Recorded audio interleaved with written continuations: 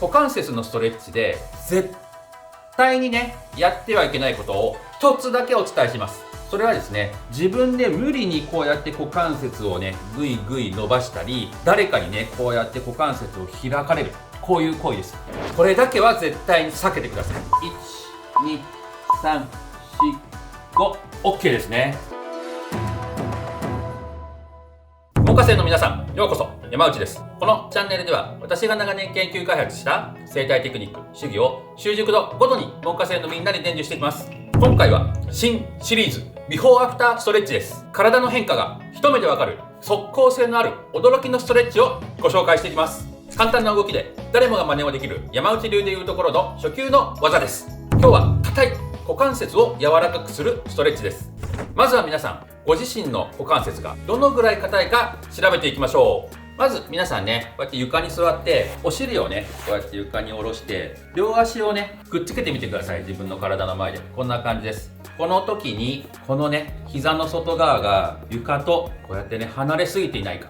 あとね、ここでね、くっつけようとするとどうしても後ろに倒れそうになって手がこうなっちゃう人いないでしょうか。そのような格好になってしまう人は股関節が硬くなっています。要注意ですよ。実際にね、私自身はね、今こうやって膝をつけて股関節を開いてみると、このぐらいの可動域ですね。まあ普通ぐらいですかね。股関節が硬いって言ってもね、原因は様々ですが、特に内側、そして画側筋って聞いたことありますか？この筋はね、イラストにもあるように股関節の前面から始まる方向筋、そして恥骨から始まる白筋、そして座骨から始まる半腱腰筋、この3つの筋が合流して膝関節のね、内側に付着しています。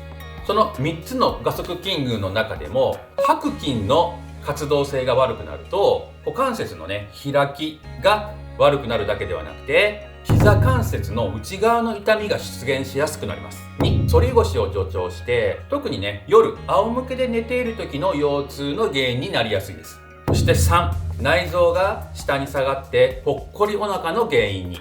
4、呼吸機能が低下して全身の代謝機能が悪くなってしまいます。たかが股関節が開かないと安易にくくらないでね、全身に影響を与えるので注意が必要です。しかしね、白筋って聞いて初めて聞いたよっていう方もね、多いと思うんです。それゆえに日常のね、生活でもあまり意識することのない場所で、結果ね、そこが凝り固まって股関節が開かなくなっているって方がね、非常に多いんですね。そこで今回はね、硬い股関節をね、ほぐす白筋剥がしを一緒に行っていきます。先ほどチェックした股関節の開き具合がどのぐらい変わるかね、楽しみに後でチェックしていきましょう。それでは早速やっていくんですけれども、その前にね、股関節のストレッチで絶対にね、やってはいけないことを一つだけお伝えします。それはですね、自分で無理にこうやって股関節をね、ぐいぐい伸ばしたり、誰かにね、こうやって股関節を開かれる。こういう行為です。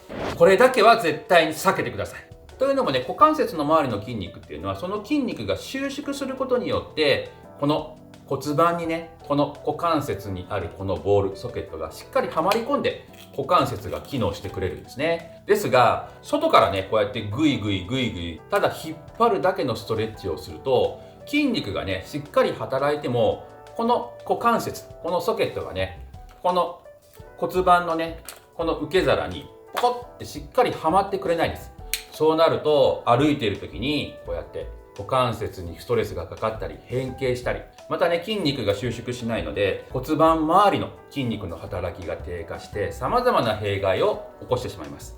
ですのでね、この股関節周りにアプローチするときは必ず収縮、自分の筋肉を収縮させながら股関節をね、ストレッチしていきましょう。筋肉は縮んでなんぼですからね。まずね、皆さんうつ伏せになりましょう。こんな感じですね。そして右足を30度ぐらい股関節をね、こうやって開きましょう。こんな感じですね。左足はそのままです。そして膝関節を90度曲げましょう。ここから5秒かけてゆっくり足を下ろしていきます。いいですか？これを5回いきますよ。では行きます。1、2、3、4、5。戻して、2回目。1、2、3、4、5。3回目。1、2、3、4、5。4回目。1、2、3、4、5。ラスト。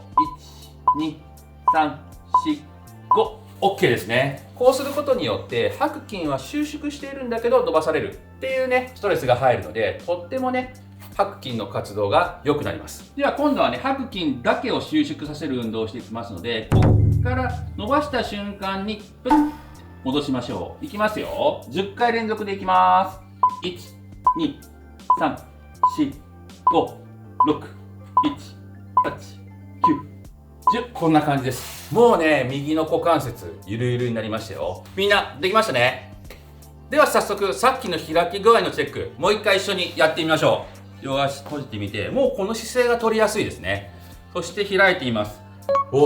さっきよりかなり開きやすくなりました。僕、皆さんどうですか？かなり開きやすくなりましたよね。それね、しっかり股関節がほぐれて柔軟性が高くなった証拠ですからね。このストレッチのポイントはたった一つ。逆にね、そのポイントを逃してしまうと全く効果がなくなってしまうので気をつけてください。そのポイントっていうのは、先ほどもお伝えした通り、股関節を外転、開いてこの運動を行うってことです。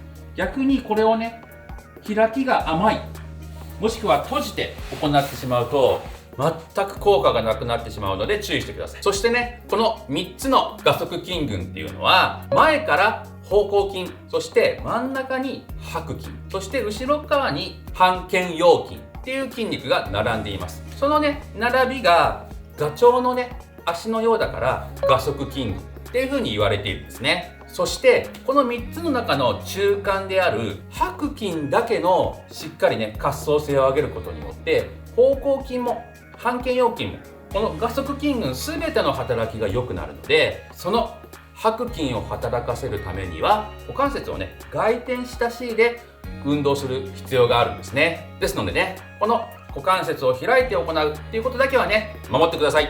そしてね、股関節のこのチェック、あんまり変化がなかったよっていう方、安心してください。そもそも白筋に機能的な異常がなかったということだけですからね。ちなみに日常生活において必要な股関節の外転角度というのは、階段の上りでは股関節の外転15度、そして立ち上がる時なんかは股関節の外転角度が20度、しゃがみ込む時なんかも30度開けばこうやってね、しゃがみ込むことが可能になります。ですのでね、ぴったりこの膝が床につかなくても、これ30度ぐらい開けば日常生活をね、私たち何ら不安なく過ごしていけるので、常にね、この股関節の30度ぐらいのね、柔軟性はしっかり保つようにしておきましょう。いかがでしたでしょうか？股関節のビフォーアフターバッチリ変わったよっていう門下生のみんなは高評価、そしてコメントをどんどんください。それではまた次回。